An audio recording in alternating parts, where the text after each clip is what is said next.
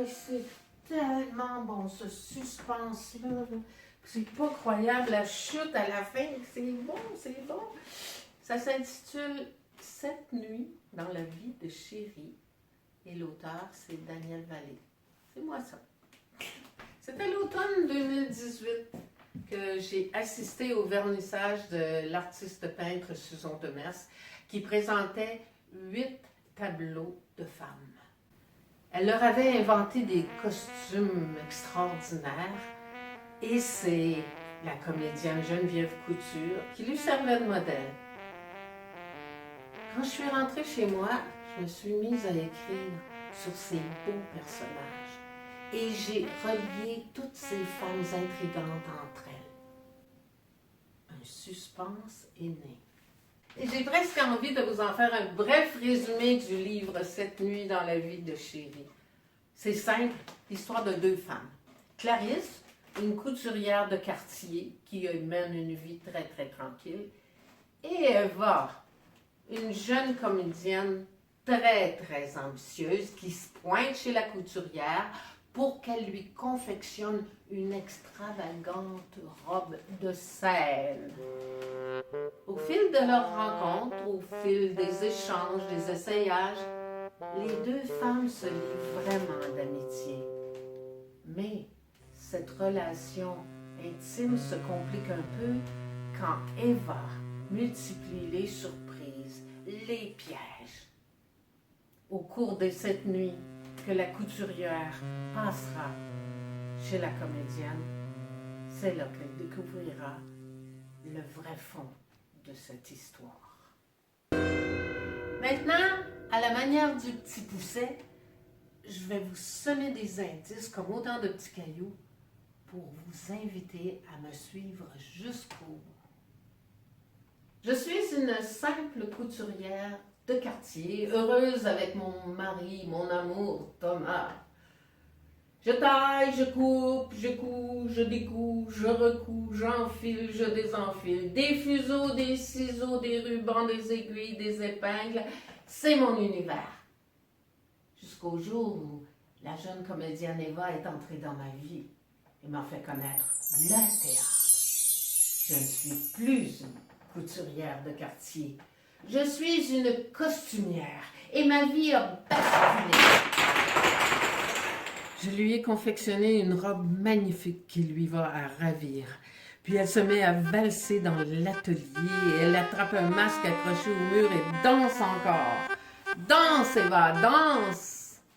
Ce matin, j'attends une Eva insatisfaite. Qu'ai-je raté?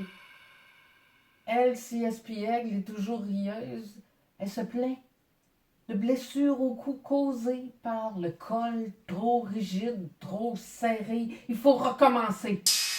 Elle enfile la robe. Je tâte le col.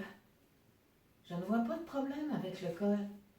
Mais elle m'obstine effrontément et exige que j'ajuste le donné-col. Et puis elle me demande de sortir pour qu'elle puisse enlever la robe. 15 minutes qu'elle est dans la salle d'essayage. J'entends rien.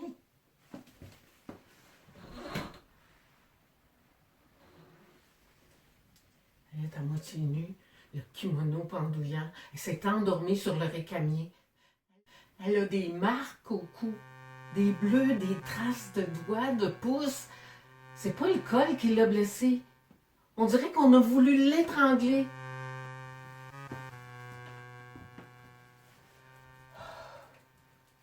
Moi, je soupçonne son mari.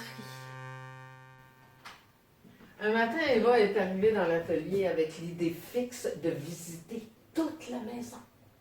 J'ai refusé. Elle a insisté. J'ai encore refusé. Elle a réinsisté. J'ai cédé.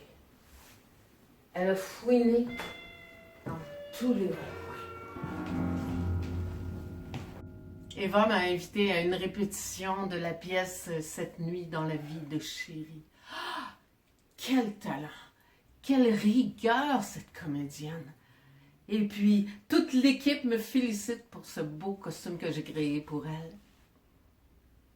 Eva m'invite ensuite dans sa loge. Il file se changer derrière le paravent. Et c'est alors que j'aperçois sous une coupe de vin renversée qui sert de cloche de verre un dé à coudre en argent gravé d'étoiles. Mon dé fétiche que j'avais acheté à Lyon dans un vide-grenier. Eva, cambrioleuse? Ce matin, une ombre à la porte. Un homme. Le mari de l'actrice. Il entre, me fait du charme. Il est trop près, me touche. Je me trompe ou il bande? Je connais pas grand-chose de la vie d'Eva. Si je la questionne sur sa famille, ses parents, elle se défile tout de suite puis elle cherche des excuses pour éviter la conversation. Elle m'a même déjà proposé une balade en chaloupe. Moi, j'ai pas le pied marin. Une balade en chaloupe avec Eva? Non, non, non, non, non. Mais elle insiste. Elle veut aller voir la chute de très, très, très, très près. C'est une idée fixe. Je capitule encore et je prends les rames. Le temps est doux, le temps est bon, la balade est agréable. Et tout à coup, Eva monte sur le banc, debout, en chantant « Filet, filet ». Maintenant, sur un seul pied, elle exécute toutes sortes de cabrioles et puis bascule dans le fond de la rivière dans un grand plouf sonore. Eva! La petite chatte Margot a disparu. Ça fait 2 jours qu'elle n'est pas rentrée. Elle est ni à la SPCA, ni au chat écrasé.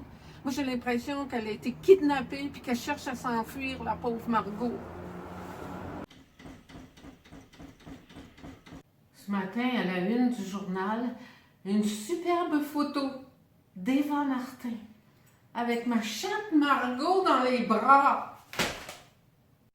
La première nuit, Eva m'a prêté une nuisette qui dégageait un parfum déjà humé. Eva a bavardé longuement avec Thomas dans la cuisine ce matin, pendant que moi j'étais dans l'atelier à terminer l'ourlet d'une jupe que je dois absolument livrer avant midi aujourd'hui. Blanc le bol de Thomas, et sur le rebord, une empreinte rouge des lèvres. Celle d'Eva. Une autre nuit où je dormais chez Eva, la porte de ma chambre s'est grande ouverte sur elle. Eva, enroulée dans une courte pointe multicolore que j'ai reconnue. C'était la courte pointe que tante Pauline avait cousue pour mon Thomas. Ma 5e nuit à dormir chez Eva. On est à la cuisine, on est rentré tard, on rigole comme des folles. Tout à coup, j'aperçois sur le frigo une nouvelle photo. Mais c'est Eva, embrassant avec la langue la fiancée du comédien avec qui elle joue. Au matin, la photo a disparu. Eva, dis-moi, à quoi joues-tu?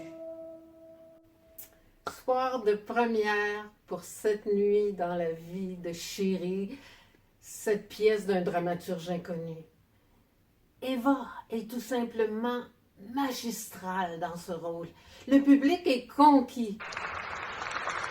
À ma droite, le mari d'Eva se penche vers moi. Je sens sa bouche sur mon oreille et sa langue quand il dit « délicieuse ». C'est soir d'Halloween. Thomas et moi, on adore recevoir les enfants costumés. Et vers 9h, fin des visites, on ferme. Je retire mon déguisement. Ah, un retardateur. J'en trouve. Oh, quel étrange énergumène. On dirait la déesse de la chasse. Mais je reconnais son rire. C'est Eva. Elle pousse la porte violemment et se rue sur Thomas. Elle est vraiment magnifique dans sa robe de gala, la comédienne Eva. Cette robe qu'elle a commandée à Clarisse, sa couturière. Remportera-t-elle ce masque doré tant convoité? Mais mérite-t-elle une statue de bronze, cette petite fille de porcelaine? Lève-toi. La vérité, c'est debout qu'il faut la révéler. Clarisse s'est souvent demandé comment Eva avait pu la dénicher comme couturière, elle qui n'affiche jamais de publicité. Après le gala, réfugiée dans la loge avec Eva, la couturière a eu ses réponses. Eva est passée aux aveux dans un long et douloureux monologue. Clarisse a avalé cette purée de confidences à petite cuillerée, tandis qu'un dénouement surprenant se préparait. Clarisse est sortie de la loge, s'est adossée au mur pour se laisser glisser au ralenti jusqu'au sol. Atterrissage forcé. Telle fut sa dernière et 7e nuit dans la vie d'Eva. Je pense que je vous en ai assez dit. Je vais quand même pas vous révéler toute l'intrigue. Si vous voulez connaître la suite, le fond de l'histoire, le suspense, chez tous les bons libraires et aux éditions David.